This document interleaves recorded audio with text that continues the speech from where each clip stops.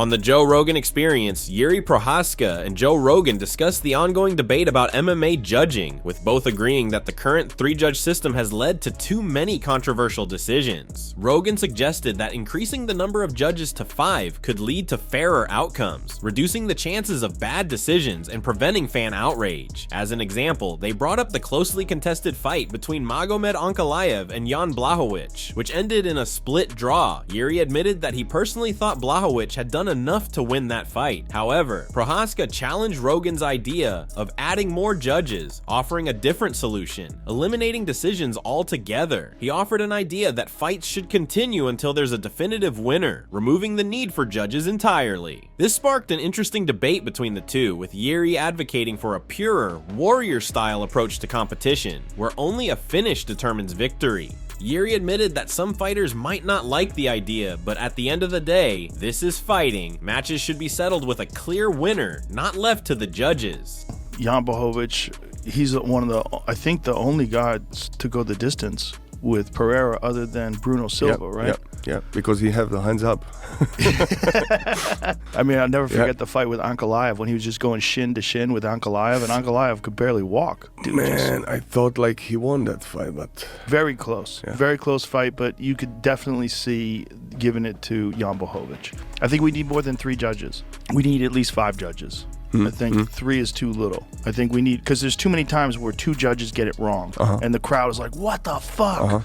I think if you had 5 judges, then you have 2 judges that would counterbalance that other, and there'd be 3-2 in the right direction, and you would get a good result. Or fighting to win. Yeah, fighting to win. Well, imagine that if they started doing the UFC like the old UFC, like UFC 1, no rules. Maybe for somebody it will be a little bit... Like they will not like it because it will be, maybe sometimes it will be long, maybe. So what? Yeah, that's fighting. Yeah, that's fighting. In an interview with Kevin Iole, UFC middleweight champ Dricus du Plessis explained why his first fight with Sean Strickland was so close, claiming that the war they had wasn't due to any shortcomings on his part, but rather because Strickland was the champion and a highly skilled one at that. To emphasize just how good Strickland was, he pointed out that he had beaten Israel Adesanya, an accomplishment that shouldn't be overlooked. However, du Plessis was quick to remind everyone that he had not only beaten Izzy himself, but finished him, making a statement of his own. Despite the grueling nature of their first encounter, DDP gave Strickland his due respect, acknowledging his defensive prowess and strategic approach. Still, he's extremely proud of his own performance, calling it an amazing showing of his abilities. But as far as he's concerned, the rematch will be an entirely different story. With more time to train, sharpen his skills, and make adjustments, he firmly believes that the version of himself stepping into the octagon next week will be even better than the one that took out Adesanya. As for the controversial split decision in their first fight, du Plessis admitted he was caught off guard by it, as he believed he had done more than enough to secure a clear victory. Nevertheless, he still gave Strickland his credit for making it a tough fight and proving why he was the champion in the first place. No, I think I was fighting the champion of the world that night, and that's a very different fight. If you're fighting the best in the world, he beat Adesanya. I finished Adesanya. He was the champion of the world, and for a very good reason. That's why that fight played out the way it did. I had an amazing performance. Nothing like the performance I'll have. I performed better against Adesanya because the fight was made 7 months later, 8 months later. So I evolved, ever evolving, getting better every fight. And this time I'm going to be even better. This time I'll be better than I was against Adesanya. That night, I did what I had to win that fight. The split decision was actually a shock to me because I don't think it was a split decision. I think it was a clear unanimous decision. But it was an amazing fight. It was a great fight. Strickland is defensively very, very responsible. And that's why it was hard to get him out of there. I know that's because he prioritizes defense. And I'm not going to fight that fight because it's boring.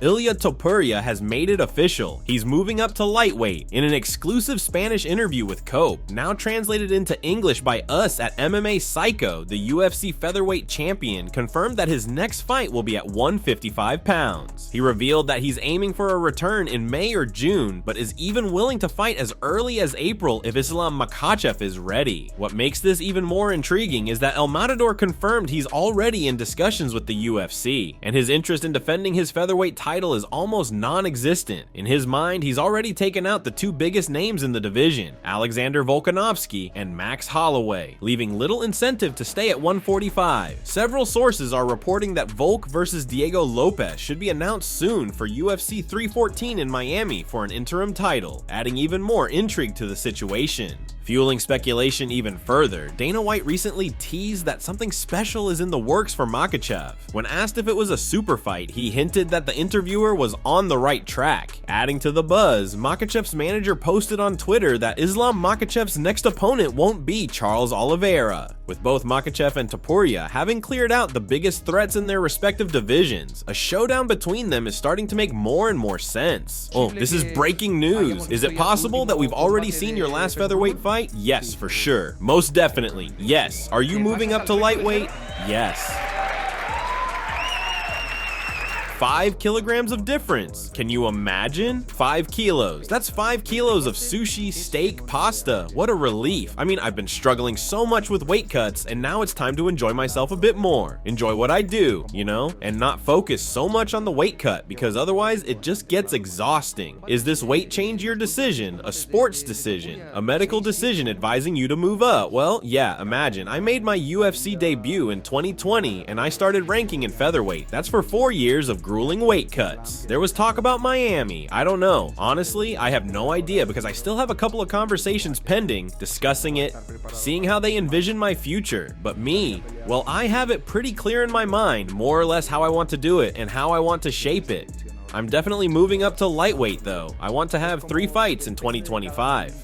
Now I want to move up in weight, and we'll see how everything unfolds, right? The ideal timeline is April or May. April would most likely be in Miami, and if it gets pushed back to May, then probably Canada. But well, April or May is the target. Honestly, if he wants to, we can do it in April if he's ready. You said you're preparing something special for Islam. Is it in his weight class or a different weight class? As soon as we announce it, you'll know.